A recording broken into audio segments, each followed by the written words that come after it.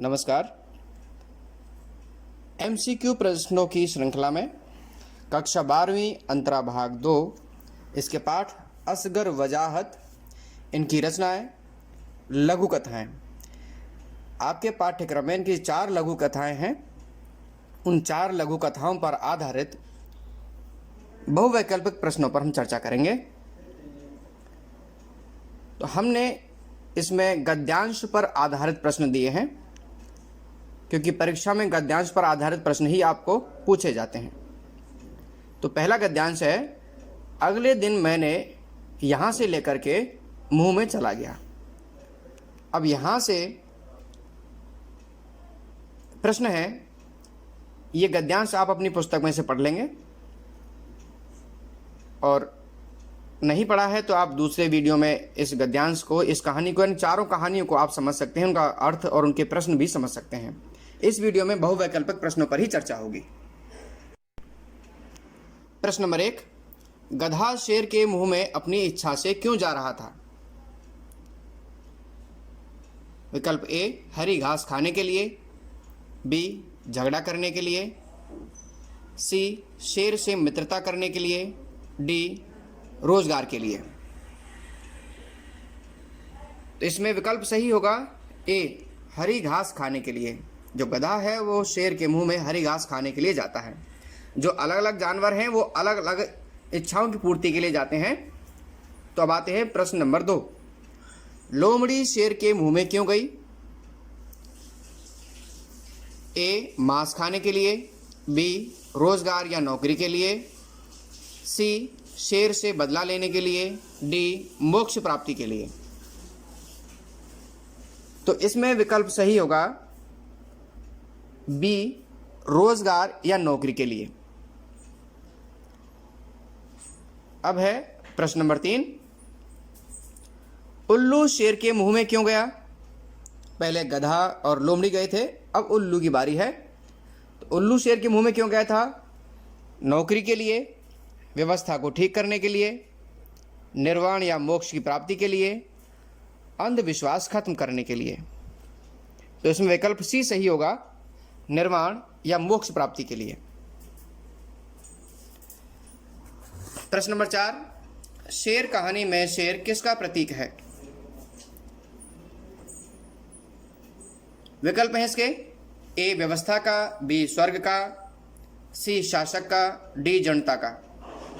विकल्प ए सही है, शेर व्यवस्था का प्रतीक है, क्योंकि जो व्यवस्था है उसी से ही सब लोग प्रभावित होते हैं, वहां की जनता उसी से प्रभावित होती है। प्रश्न नंबर 5, सभी जानवर शेर के मुंह में क्यों जा रहे थे? ए, फसल का बंटवारा करने, बी, अपने किए पर पश्चाताप करने, सी, अंधविश्वास और लालच के कारण, डी, उपर्युक्त में से कोई नहीं। तो आप जब इस कहानी को पढ़ोगे तो पूरी कहानी को पढ़ने के बाद निष्कर्ष निकलेगा कि जो जानवर थे वो अंधविश्वास और लालच के कारण शेर के मुंह में जा रहे थे। किसी ना किसी तरह का अंधविश्वास और लालच उनके मन में था। विकल्प सी सही होगा। प्रश्न नंबर 6, शेर किस विधा की रचना है? ए, कविता, बी, लघु कथा, सी, निबंध, डी, नाटक। इसमें उत्तर सही होगा, शेर लघु कथा विधा की रचना है। बी विकल्प सही होगा। 7वां प्रश्न, सींग निकलना मुहावरा का क्या अर्थ है? लीक से हटकर चलना, सिर पर सींग निकल आना, सींग के द्वारा मार देना, राक्षस बन जाना। तो आपने कईयों को कहते भी सुना होगा कि इसके 2 सींग निकल आए हैं। इसका मतलब है कि वो अपनी चतुराई से या किसी सोच समझ से या किसी भी प्रकार से वो दूसरी परंपराओं से हट करके चलता है, तो लीक से हट करके चलता है। इसका उत्तर ए सही होगा, लीक से हटकर चलना। प्रश्न नंबर 2, इसमें गद्यांश नंबर 2 है, कुछ दिनों यहां से लेकर के झपट पड़ा, यहां तक। इसमें पहला प्रश्न है,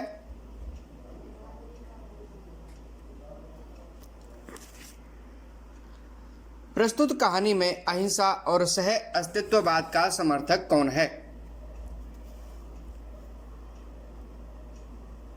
विकल्प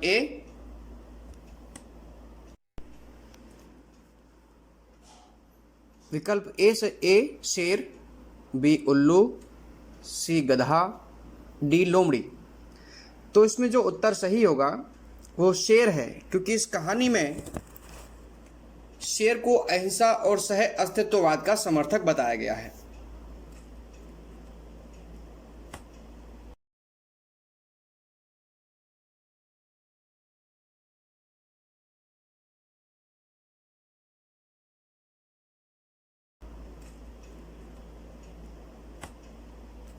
प्रश्न नंबर 2, प्रमाण से अधिक महत्वपूर्ण क्या है?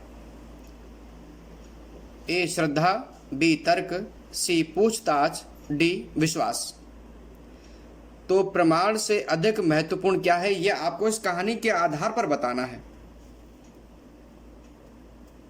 कहानी के आधार पर इसमें जो विश्वास है वो प्रमाण से अधिक महत्वपूर्ण है, और इसीलिए जो जानवर थे वो सब एक एक करके शेर के मुंह में जा रहे थे।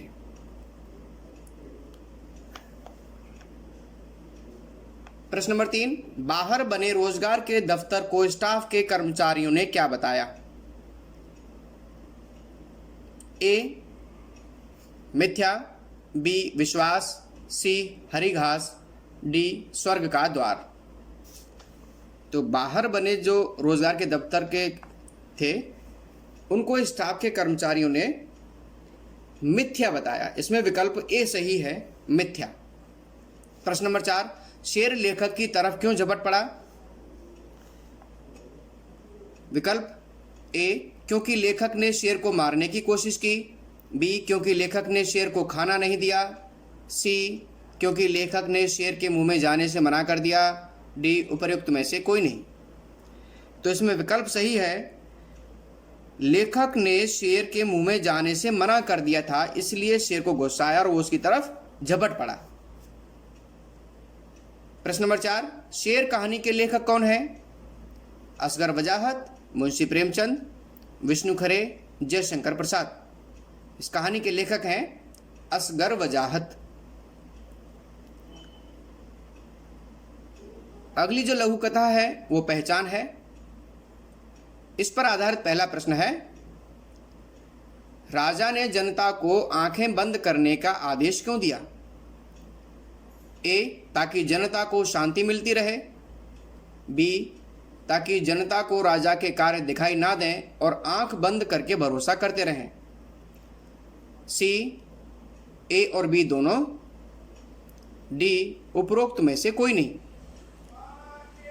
तो इसमें जो पहला विकल्प है ए ताकि जनता को शांति मिलती रहे, इसमें ये विकल्प सही होगा, लेकिन दूसरा विकल्प जनता को राजा के कार्य दिखाई ना दें और आंखें बंद करके भरोसा करते रहें, ये भी इसका उत्तर है। इसलिए इसमें विकल्प सी सही होगा, ए और बी दोनों ही सही हैं।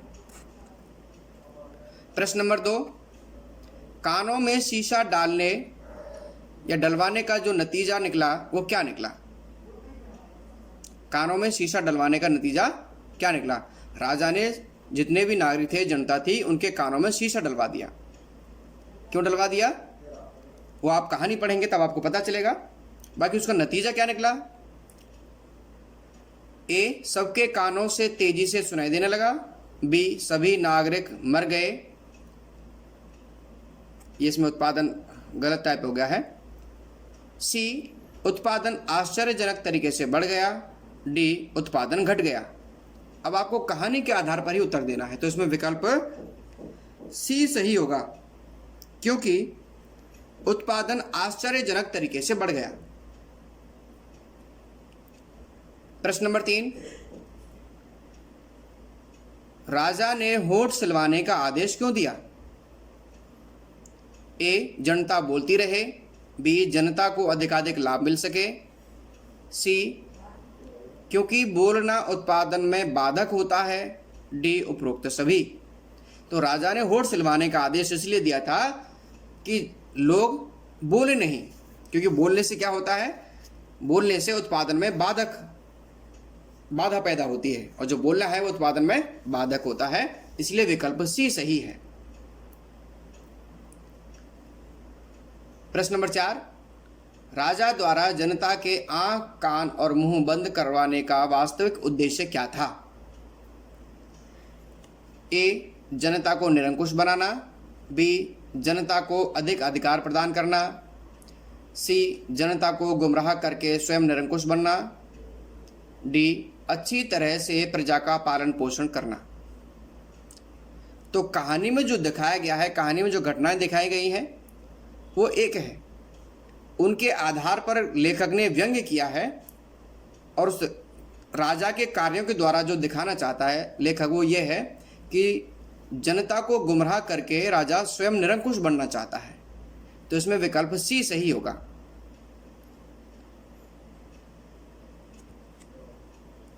अब अगली जो लघु कथा है वो 4 हाथ है, इस पर आधारित प्रश्न है। प्रश्न नंबर 1, मिल मालिक के दिमाग में निम्नलिखित में से कौन सा विचार नहीं आया? ए, एक दिन सारा संसार मिल बन जाएगा और लोग मजदूर। बी, मिल में आदमी भी बनने लगेंगे।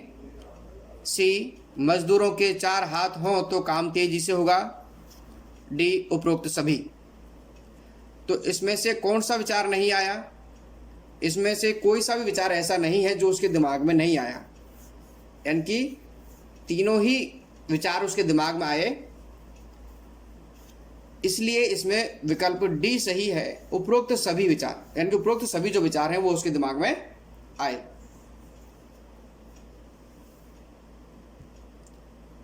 प्रश्न नंबर 2, मिल मालिक ने मजदूरों के 4 हाथ लगवाने का काम किसे सौंपा? ए, मजदूरों को। बी, वैज्ञानिकों को। सी, शैतानों को। डी, स्वयं मिल मालिक को। मिल मालिक ने मजदूरों के 4 हाथ लगवाने चाहे और इसका काम उन्होंने वैज्ञानिकों को सौंपा। इसमें विकल्प बी सही होगा। प्रश्न नंबर 3, 4 हाथ लघु कथा में मालिक द्वारा की गई मूर्खता का क्या परिणाम निकला या क्या परिणाम रहा? ए, मजदूर मर गए। बी, मजदूरों के हाथ नहीं लग पाए।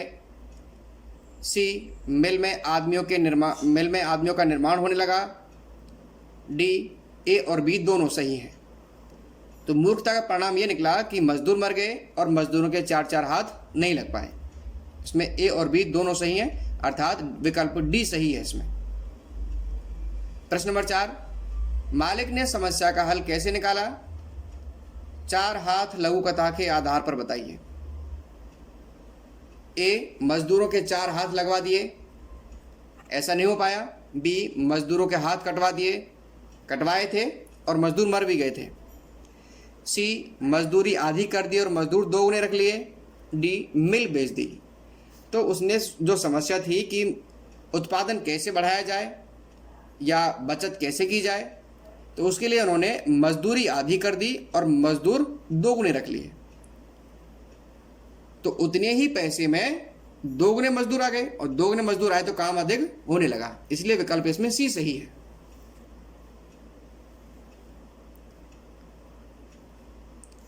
प्रश्न नंबर 5, मिल मालिक ने मजदूरों के 4 हाथ लगवाने का मूर्खतापूर्ण कार्य क्यों किया? ए, मजदूरों का भला करने के लिए। बी, अधिक मुनाफे के लालच में। सी, राजा को फायदा पहुंचाने के लिए। डी, शेर को खुश करने के लिए। तो इसमें जो उसका मकसद था वो अधिक मुनाफे के लालच में उसने ऐसा काम करवाया। इसमें उत्तर बी सही होगा। अगली लघु कथा है साझा। प्रश्न 1, किसान हाथी के साथ खेती करने से पहले किस किस के साथ साझे की खेती कर चुका था? शेर, चीता, मगरमच्छ, उपरोक्त सभी। इसमें विकल्प डी सही है, वो इन तीनों के साथ पहले ही साझे की खेती कर चुका था। इसलिए इसमें विकल्प डी सही। अगला प्रश्न है,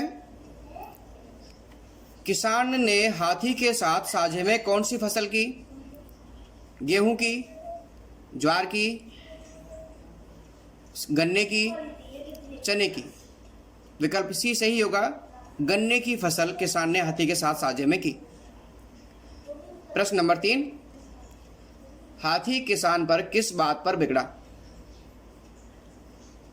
खेत में मेहनत करने की बात पर, बी किसान फसल बोने में आनाकानी कर रहा था इसलिए, फसल बंटवारे की बात पर, डी किसान बेईमानी कर रहा था। तो जब फसल के बंटवारे की बात आई तो हाथी बिगड़ गया, क्योंकि उसको पता था कि सारी फसल किसान ले जाएगा, यदि आधा हिस्सा वो किसान ले जाएगा। यदि वो बंटवारा करता तो हाथी को फायदा नहीं मिलता, इसलिए हाथी उस पर बिगड़ पड़ा कि बंटवारे की बात क्यों कर रहे हो, हम दोनों ने मिलकर फसल उगाई है तो दोनों ही खाएंगे। विकल्प सी सही है, फसल बंटवारे की बात पर। प्रश्न नंबर 4, साझे की फसल में फायदे में कौन रहा? किसान, हाथी, राजा, ग्रामीण। तो फायदे में रहा था हाथी, बी विकल्प सही होगा। प्रश्न नंबर 5, साझा कहानी में हाथी किसका प्रतीक है? समाज के धनाढ्य और प्रभावशाली वर्ग का, मगरमच्छ का, राजा का, शेर का। ए विकल्प सही होगा, समाज के धनाढ्य और प्रभावशाली वर्ग का। प्रश्न नंबर 6, इस कहानी में किस व्यवस्था का वर्णन किया गया है? ए लोक कल्याणकारी व्यवस्था का, बी शोषणकारी व्यवस्था का।